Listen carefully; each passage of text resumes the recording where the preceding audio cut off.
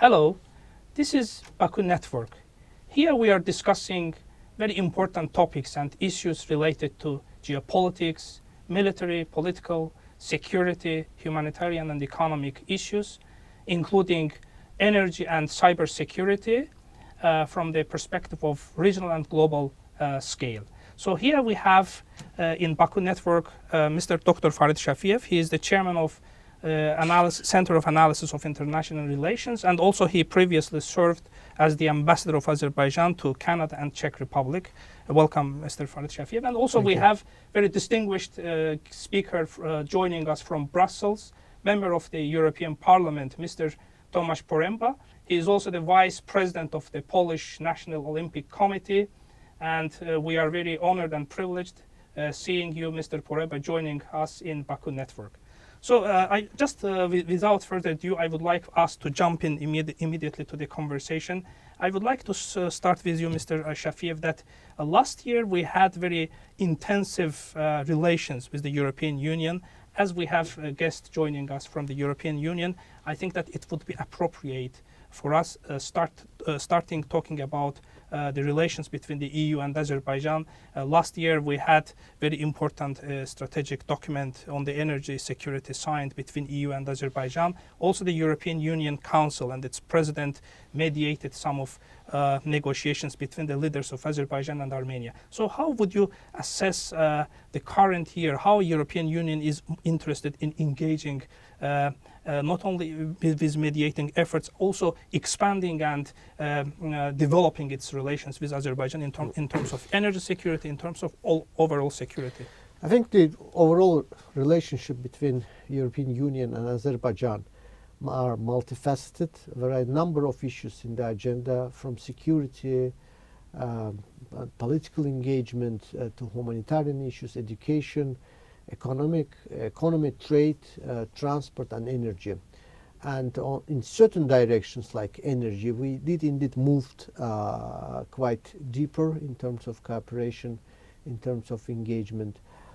But I would say the last year geopolitical events surrounding both Europe and the South Caucasus made it vital for closer cooperation.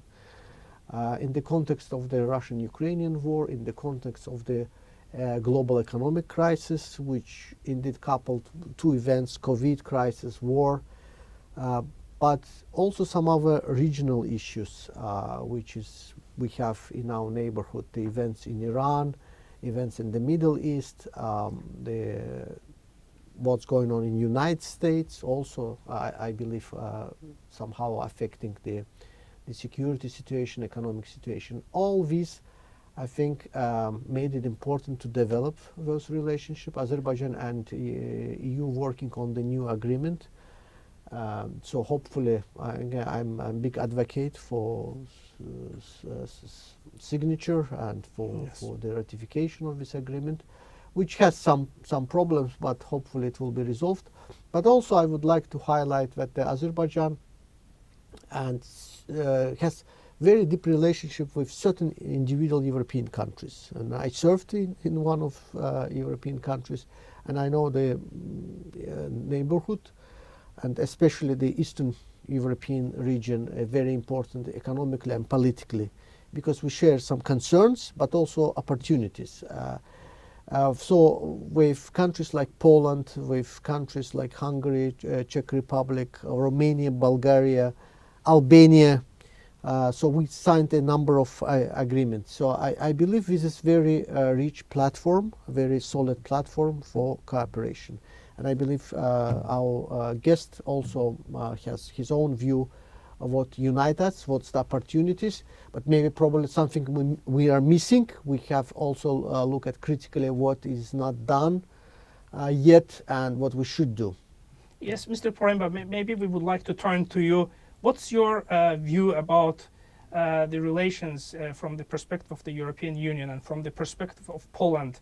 How you see the perspectives developing and building up relations between Azerbaijan and Poland, also the Azerbaijan with the European Union? Because, as you know, Azerbaijan is now becoming as a middle power, projecting and influencing its region. And it seems that the Poland, as a very important key player, game changer in that part of the Europe, we have to join our efforts in order to bring more prosperity to our regions, to bring more stability in terms of security and economy. And I think that there are so many issues to discuss. For example, the role of Poland in building up a new security environment which serves for the better and good of the people of that region. Please, what's your views? First of all, Mr. Farid and Tural, thank you very much for giving me the opportunity to join to the discussion.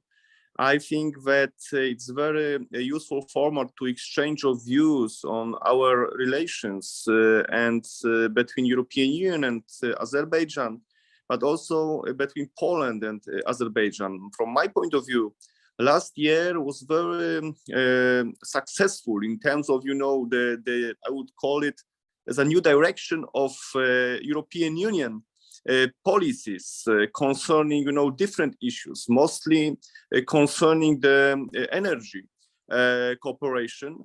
And being the member of the European Parliament for years, I observed that European Union wanted to be fully dependent on Russia in the past. But because of, in terms of security, energy security and energy, because of war in Ukraine, the perspectives and the policies concerning, the energy security has been completely changed. And Azerbaijan, finally, what is absolutely good news, because with your potential energy potential, European Union needs you as a real partner, which would help European Union to not only survive this difficult period of time, being the result of dependency of Russia resources, but also to construct, to build very serious bridges and cooperations areas in order to strengthening our relations in the future. So my general impression is that we started from the good point last year in terms of, the memorandum between European Union and Azerbaijan. And now it's need to follow this agreement by next steps. And in the European Parliament, there is a clear awareness of important, such cooperation is important between European Union and Azerbaijan, mostly in terms of energy security. But I think that we shouldn't stop only on this.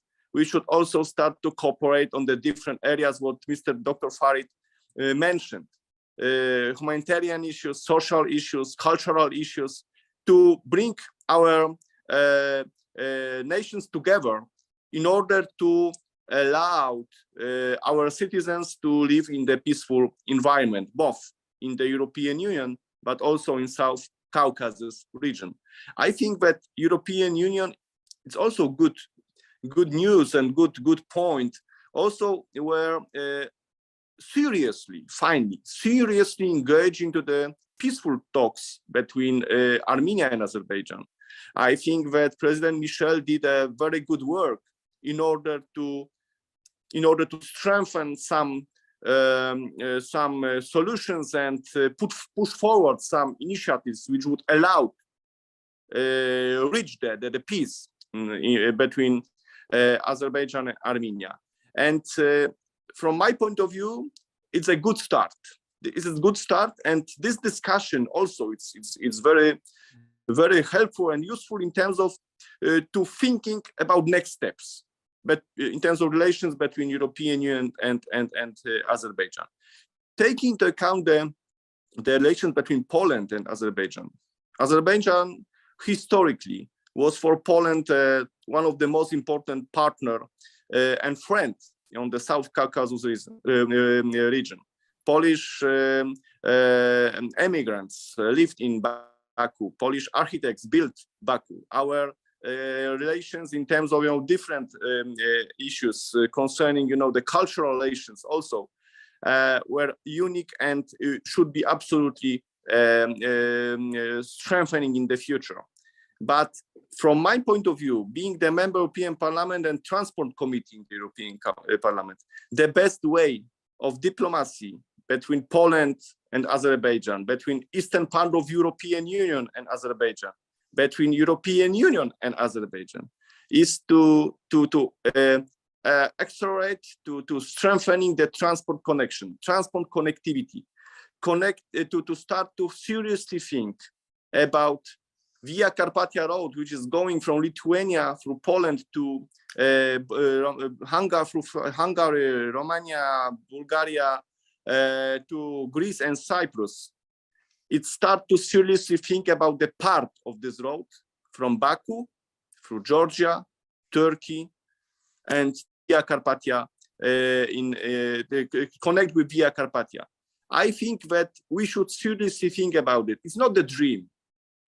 If we start to seriously think about it, I think that we should connect our regions, and Caspian Sea could be the part of three seas initiatives, which is already on the table in the European Union. Three seas initiatives means connection, transport connection, political connections, cultural connections, social connections between Baltic Sea, Black Sea, Adriatic Sea, and hopefully Caspian Sea. Baku, Azerbaijan should be the main player of this project. And this is what we already discussed in Brussels at the beginning of December 2022 with Minister of Transport of Azerbaijan, Mr. Rashad Nabiev. We hosted him in Brussels. Together with ambassadors from Kazakhstan, Turkey, from European Union representatives of European Commission, and there is a absolutely green light. There's a green light for this concept. What we need now, the real steps. And in terms of Poland, I would like to also let you know that during the upcoming months, hopefully weeks, we are going to organize in Warsaw very serious conference on this under the patronage of the Polish Minister of Transport in order to discuss about the serious steps concerning this project. Connect Caspian Sea with Via Carpathia and allow South Caucasus region to be better connected and allowed South Caucasus region to have a successful connectivity with the rest of the Europe. This is my dream, and this is my job in the European Parliament. I'm going to follow with my friends in the future. Thank you. Very fantastic points. I think that especially the points concerning the interconnectivity, and as I understand, the project of Via Carpathia was the lifetime project of Mr. Tomasz Poręba. By the way, we have, of course, after the ending of war in Caucasus, Azerbaijan now is promoting the policy of interconnectivity in the South Caucasus, because we see it that the only way that moving forward. Not only after war. I mean, we've doing that for the last 20 years. Let's recall the Baku-Tbilisi-Kars railway. That was the essential. Now it's playing important role. We're speaking about so-called middle corridor, the road which go through Central Asia, Caucasus to Europe. And by the way, it was in 90s, it was the European Union project called Traseka to connect Europe with China and Asia through Caucasus and Central Asia. For some time it was forgotten, this project, but now it's kind of revived in the form of the middle corridor, especially in the view that the northern route is not working, basically. Yes. The flow of cargo through the middle corridor is growing. So I think what the Tomasz told, let's call each other by first name. It's very important for the global connectivity. I know there's some skepticism about these projects, how it's viable, etc. But I'm old enough to remember that when in 90s, Azerbaijan began contemplating with the Western energy companies about the pipelines, oil and gas, it was a lot of skepticism whether they will be viable, plausible, they will be commercially beneficial. But those pipelines now working and bringing gas and oil to the global market, gas to the European market now. We're speaking about the gas pipelines TANAP and TAP, which is go to Italy. And also there is the ideas to expand north to the north. I think this is the very real projects. Of course, it needs some additional investment, but very doable. I fully agree with Tomasz. And also, on another note, I would like to underline, you mentioned the role of the Charles Michel. We indeed had very positive development last year. Unfortunately, by the end of the year, the negotiations stuck between Armenia and Azerbaijan. But let's see, maybe this year will bring more clarity. And by the way, the peace and the signing of peace treaty between Armenia and Azerbaijan, I think also create opportunities for wider players, for wider context. We're speaking about Zangezur corridor, which will connect Azerbaijan with its region Nakhchivan, but also will be beneficial for Armenia itself, which is also like Azerbaijan landlocked country. So, but we need to think a bit out of box. Of course, we need to overcome the past hostilities, which is not easy. But this is doable, and I think it's important that the European Union continue to play the role as a mediator. So there is this now kind of the pause, but hopefully it will be continued. Yeah, the European Union must continue the role as a negotiator. I think that it's a real great interest also for European Union to have a peace in South Caucasus. Also, in terms of the projects we already mentioned, the transport connectivity. You mentioned about Middle Corridor. You mentioned about the other infrastructural connections between Azerbaijan and the rest of Europe.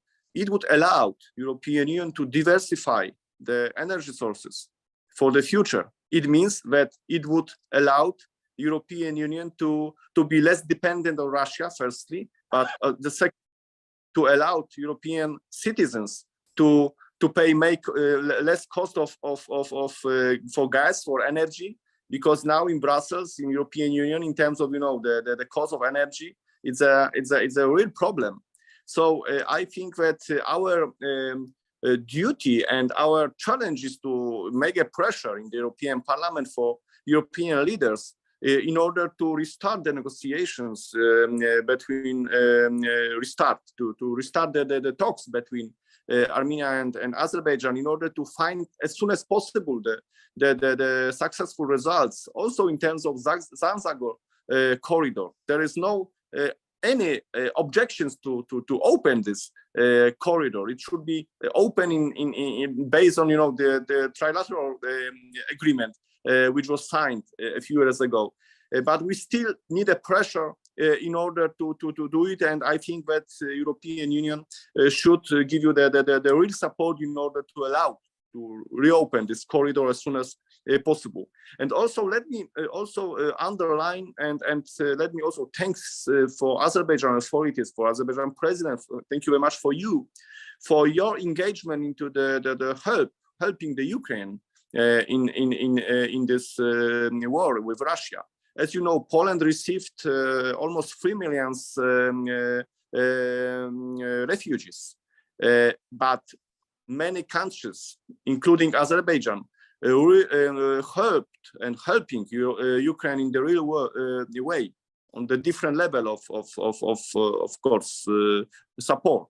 But in Poland, it's clearly seen that Azerbaijan is on our side, on the free world side, that Azerbaijan also take into account, the geopolitical position and geopolitical aspects, is playing very, very constructive role in this conflict. So thank you very much. I'm in permanent touch with ambassador of Nargis in Warsaw, and she's also doing the great job in order to to strengthen relations between Poland and Azerbaijan. But in terms of your engagement into the help to Ukraine, it's clearly seen in Europe, and it's clearly seen in Poland that we are going on the right directions. Yes, Mr. Poremba, we know that you are leading the think tank which is called New Direction, and you have so detailed information about the regional and global politics, or also in the South Caucasus. Here you have pointed out very important element, which is Zengezur corridor, which is the missing part of that bigger middle corridor. And Dr. Shafiev, how do you see that without opening of this Zengezur corridor, it seems that it would be the missing element would add to the value of this middle corridor, and without it, of course, it would be very difficult to talk about the fully functional middle corridor. I think without Zengezur corridor, this corridor, I mean, if you're speaking about middle corridor, is already functioning. So I would say what in terms of your terminology, it will be added value.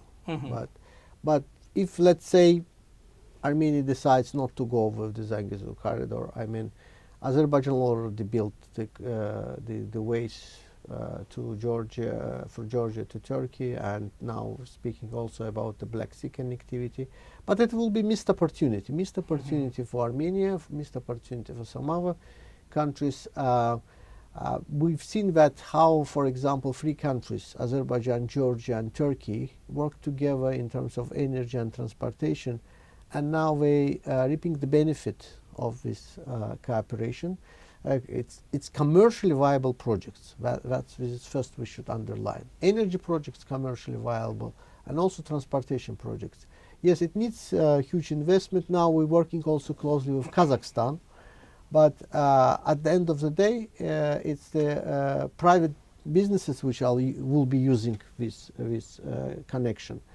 And the same with what's the Tomasz Poreba told about these European projects via Carpathia and some others. It is first of all commercial projects.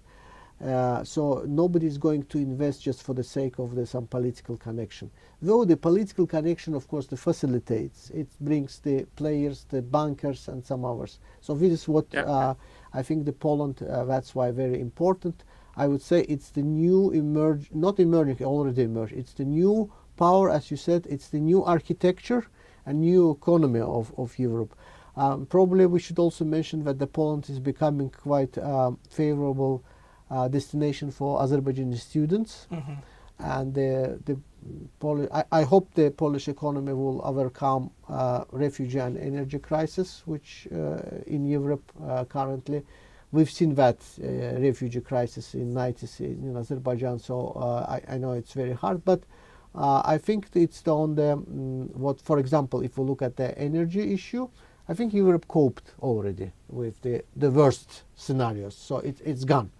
So hopefully the Poland will be a very important player economically, and our connections will allow also, because indeed if we look at the relationship between European countries and Azerbaijan, there are some spoilers. Let's be frank, with some countries in Europe we don't have good relationship, for example with France, but Poland can help us to expand this kind of network and understanding in Europe the situation. By the way, Ambassador Shafiev, you have served as the ambassador of Azerbaijan to Czech Republic.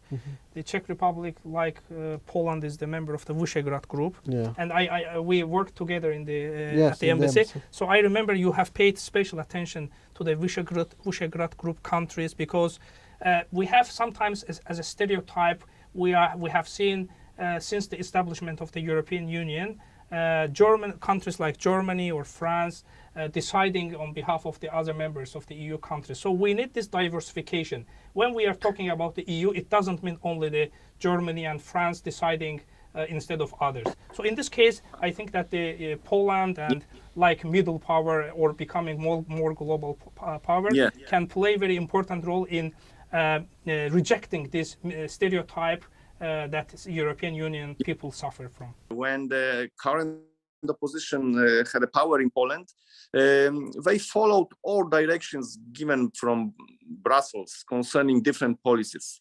But when we won elections in 2015, my party, Law and Justice, we completely reorientate our also attitude to the relations with the European Union, but mostly in terms of our relations with France and our relations with Germany. We are a big country, we have a great history, we have a great people, we have a great ambitions, we have an open-minded society, and we have decided to openly express our views concerning current drive of the European Union. We started to seriously discuss about some policies which were proposed by the European Union. It wasn't very often warmly welcomed, but we are not going to stop to do it.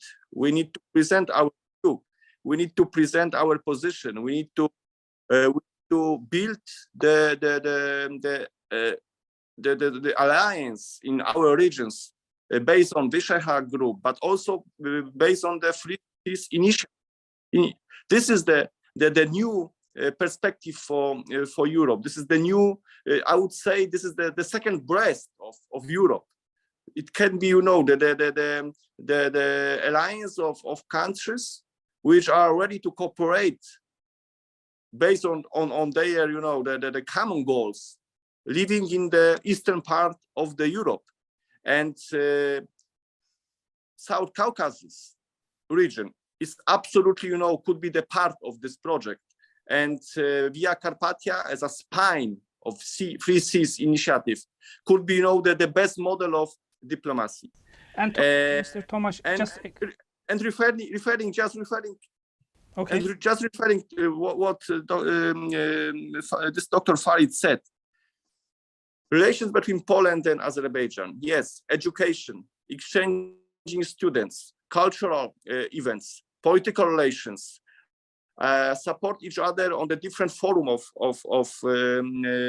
discussion, but also, this is what we also mentioned, the military cooperation in terms of, the demining the Karabakh region. I know that this is the big problem for Azerbaijan. I was in Karabakh a few months ago. I was in Susha. I saw, the lands of mining lands, millions of mines still existing and killing people. Yes, very good points. Just recently, I have read from the news that Poland demanded compensation from Germany. It's the sum about 1.3 trillion US dollars because of the damage inflicted to Poland during the Second World War. And here I would like to turn to you, Dr. Shafiev. We know that during the 30 years of occupation of Karabakh region of Azerbaijan, Armenia inflicted hundreds of billions of dollars damage to Azerbaijan. And in this case, of course, it's one of the principles of the international law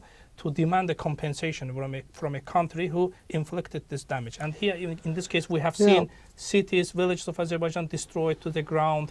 So many people were properties. So many sufferings. Do you think that this principle of international law and Azerbaijan can follow this suit and to demand its compensation? This is very difficult issue. I'm not sure that probably at this discussion we should focus on this issue particularly because it's very complicated legal issue, and also for Poland it won't be easy issue from the.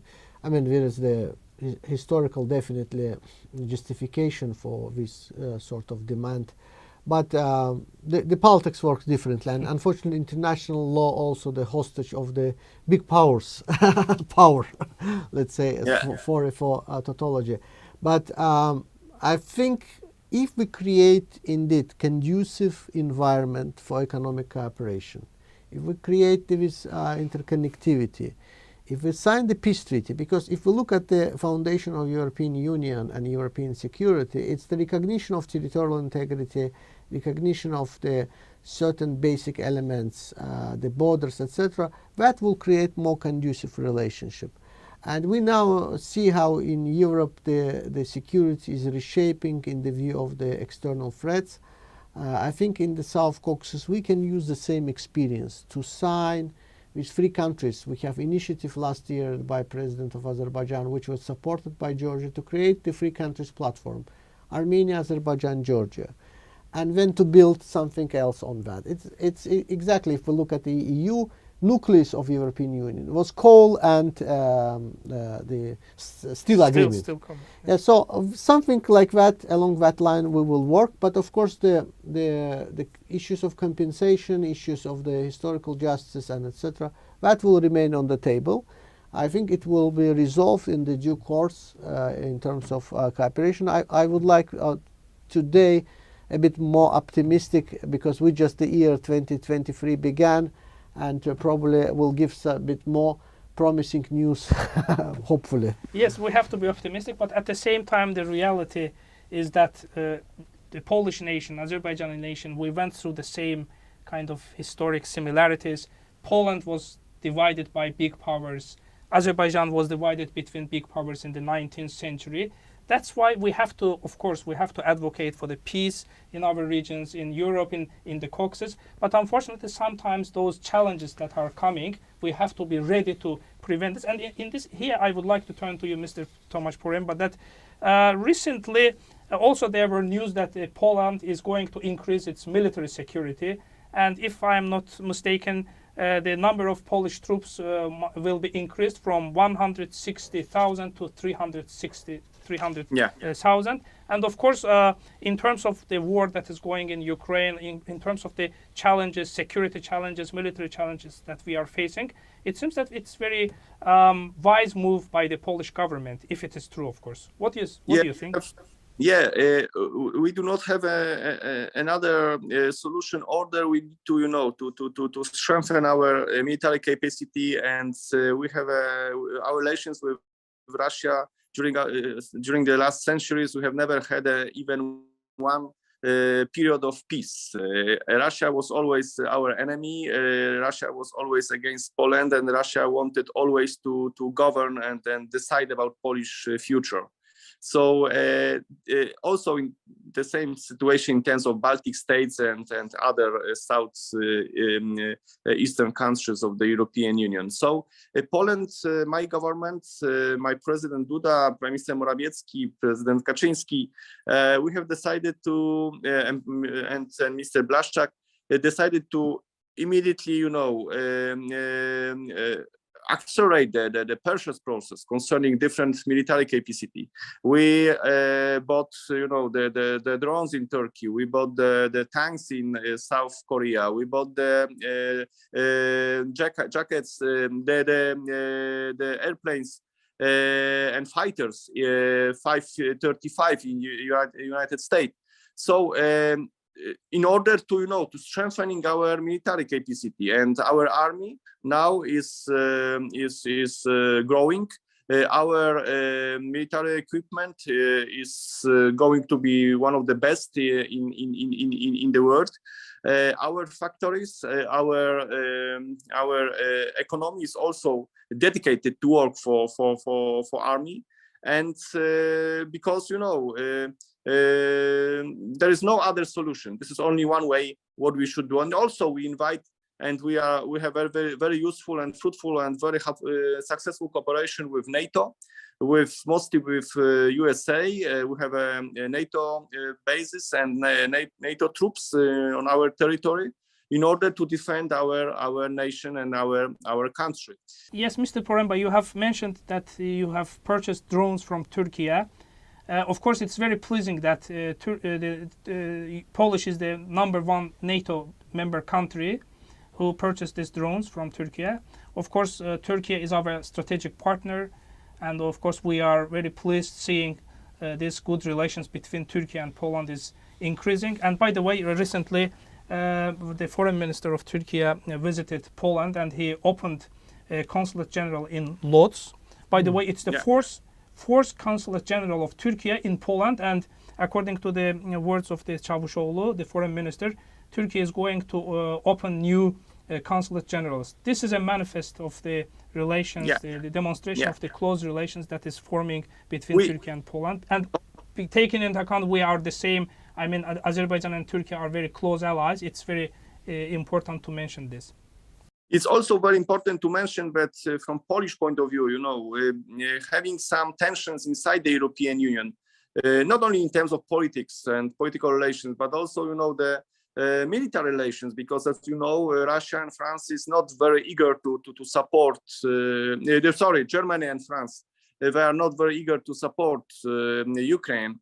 We need to find, the external partners. We need to find, the countries out of the European Union, which would, we could cooperate on the different levels.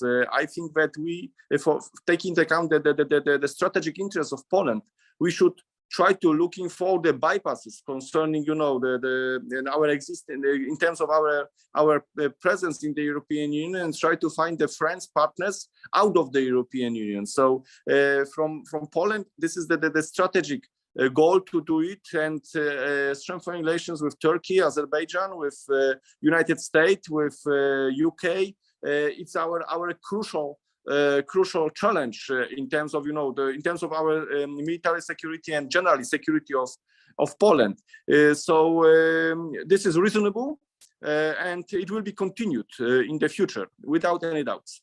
And here I would like, maybe last but not least, Dr. Shafiev, as Azerbaijan has created new realities in the South Caucasus, ending the war, focusing more on regional cooperation.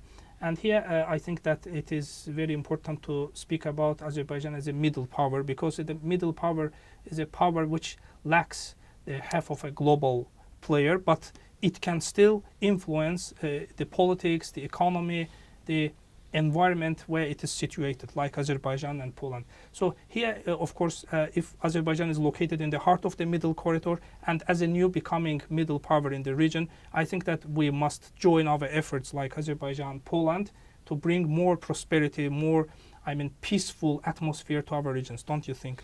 Yeah, I mean, definitely now, with especially after the Second Karabakh War, we can speak that Azerbaijan is a fully established middle power, but even before, economically, we've been the largest power in the region. But we try to use our power for the benefit not only for Azerbaijan, for other countries. I mentioned already our projects, economic projects with Georgia and Turkey.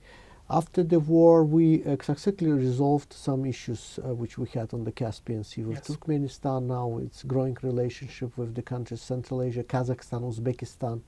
So, and would like again to remind, after the war with Armenia, the president of Turkey and Azerbaijan issued initiative of economic cooperation.